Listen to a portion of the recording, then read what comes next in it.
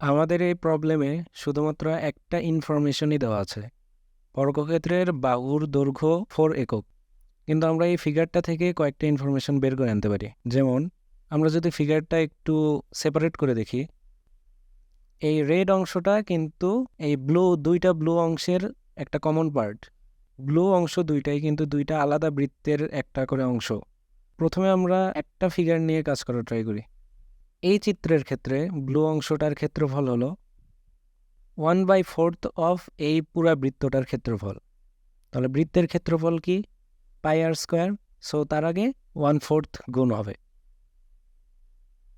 তাহলে আমরা ক্ষেত্রফলটা পাইলাম 4 পাই।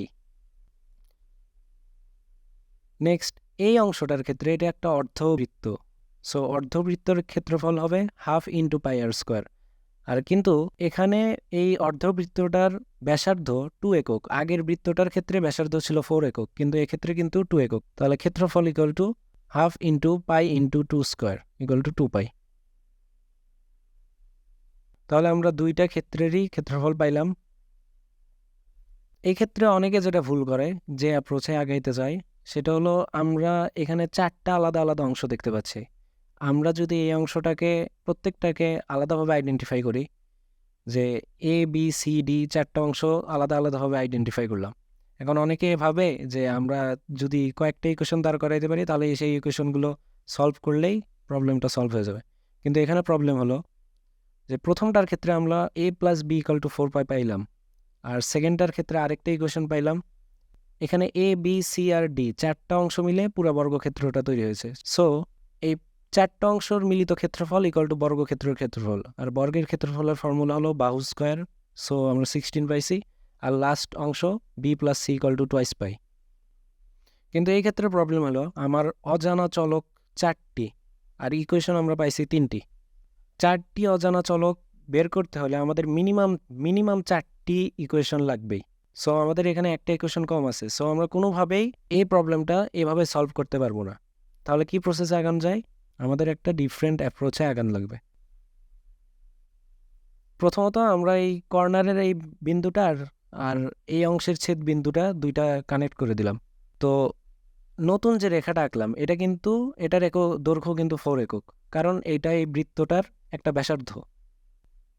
এবার এই পয়েন্টটার আমরা একটা নাম দিই, নাম দিলাম এফ। আর নিচের যে অর্ধবৃত্তটা আছে তার কেন্দ্রটা ধরলাম ই। তাহলে কর্নার থেকে ই পর্যন্ত যদি আমরা যোগ করে দেই, and then E R F যোগ করে দিলাম, তাহলে আমরা এখানে বেশ কয়েকটা শেপ পাই। এই শেপগুলোর সাহায্যে আমরা ওই চিহ্নিত অংশটার ক্ষেত্রফল বের করার ট্রাই করব। প্রথমে এই অংশটা দেখি। এখানে যে দুইটা অংশ পাইলাম, এই দুইটাকে যদি আমরা ওভারল্যাপ করার ট্রাই করি, একটা সেকশন দুইবার ইনক্লুড করা হয়ে যাচ্ছে। যে অংশটাই আমরা বের করব সেই অংশটাই কিন্তু দুইবার কাউন্ট করা হয়ে গেছে। তো এখান থেকে আমরা একটা অ্যাপ্রোচে আগাইতে পারি, যে অরেঞ্জ শেডেড পার্টটা থেকে গ্রিন শেডেড পার্টটা বিয়োগ করি, তাহলেই কিন্তু আমরা ইয়েলো অংশের ক্ষেত্রফলটা পেয়ে যাব। আরও সিম্পলিফাই করে বললে এটার অবস্থা এরকম হবে, অর্থাৎ ইয়েলো অংশটার ক্ষেত্রফল ইকুয়াল টু দুইটা অরেঞ্জ অংশের ক্ষেত্রফলের যোগফল মাইনাস ওই পুরো পার্টটা। প্রথমে আমরা ইজিয়ারটা ক্যালকুলেট করার ট্রাই করি। এখানে কিন্তু দুইটা ত্রিভুজ আছে, এরা কিন্তু সর্বসম, কেননা দুইটা বাহুর দৈর্ঘ্য 4 একক আর বাকি দুইটা বাহুর দৈর্ঘ্য 2 একক, আর মাঝখানের বাহুটা কমন। তাহলে দুইটা ত্রিভুজই কনগ্রুয়েন্ট, অর্থাৎ সর্বসম। তাহলে আমরা প্রথমত একটা ত্রিভুজের ক্ষেত্রফল বের করার ট্রাই করি। একটা ত্রিভুজের ক্ষেত্রফল হবে হাফ ইন্টু ভূমি গুণন উচ্চতা। এখানে ভূমি 2 একক আর উচ্চতা 4 একক, তাই আমরা ক্ষেত্রফল পাইলাম 4 একক। তাহলে দুইটা ত্রিভুজের ক্ষেত্রফল বা পুরা ক্ষেত্রটার ক্ষেত্রফল হবে 8 একক। এখন আমাদের একটা অ্যাঙ্গেলও বের করতে হবে, এজন্য আমাদের একটু সাইন কস ট্যানের হেল্প নিতে হবে। তো এই ক্ষেত্রে ট্যান থিটা ইকুয়াল টু লম্ব ডিভাইডেড বাই ভূমি, সো 2/4। সো এখানে পাইলাম আমরা tan theta equal to half. তাহলে থিটা আমরা ক্যালকুলেট করে পাই 26.565 ডিগ্রি। আর তাহলে দুইটা শেপ যখন হলো আমরা একত্র করলাম, তখন পুরো অ্যাঙ্গেলটা হবে 2 থিটা। ওই ক্ষেত্রে আমরা 2 থিটার মানটা পাই 53.13 ডিগ্রি। তো এটা আমাদের হেল্প করবে পরের ক্ষেত্রগুলোর এরিয়া ক্যালকুলেট করার জন্য। এই শেপটার ক্ষেত্রে শেপটাকে একটু কম্পেয়ার করার ট্রাই করি। এখানে কমলা অংশের ক্ষেত্রফল ডিভাইডেড বাই নীল অংশের ক্ষেত্রফল একটা রেশিওর ফর্মুলাতে ফেলতে পারি আমরা। এই দুইটা কিন্তু তাদের অ্যাঙ্গেলের সাথে সমান রেশিওতে থাকবে। এই জন্য আমরা 53.13 ডিভাইডেড বাই 90 লিখলাম। তো নীল অংশের ক্ষেত্রফল আগেই বের করেছি আমরা যে 4 পাই, তাহলে এখান থেকে আমরা ক্যালকুলেট করে পাই কমলা অংশের ক্ষেত্রফল আসে 7.42। এখন আমাদের আরেকটা অ্যাঙ্গেল বের করতে হবে। তো এই জন্য আমরা প্রিভিয়াস পিকচারে ফিরে যাই, যে প্রিভিয়াস ওই ত্রিভুজটাতে আমরা অলরেডি দুইটা অ্যাঙ্গেল জানি, দুইটাই 90 ডিগ্রি করে, কারণ প্রথম ত্রিভুজটার এই কর্নার লেফট কর্নারটা ছিল বর্গক্ষেত্রের একটা অংশ, সো এটা 90 ডিগ্রি হবেই। আর যেহেতু দুইটা ত্রিভুজ সর্বসম, সো এই অ্যাঙ্গেলটাও 90 ডিগ্রি। তাহলে এই লাস্ট শেপে ওইটা লিখি।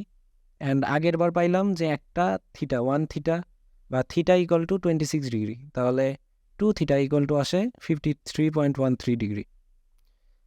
আবার আমরা জানি যে একটা চতুর্ভুজের 4টা কোণের সমষ্টি 360 ডিগ্রি, সো এখান থেকে ক্যালকুলেট করে পাই লাস্ট অ্যাঙ্গেলটা আসে 126.87 ডিগ্রি।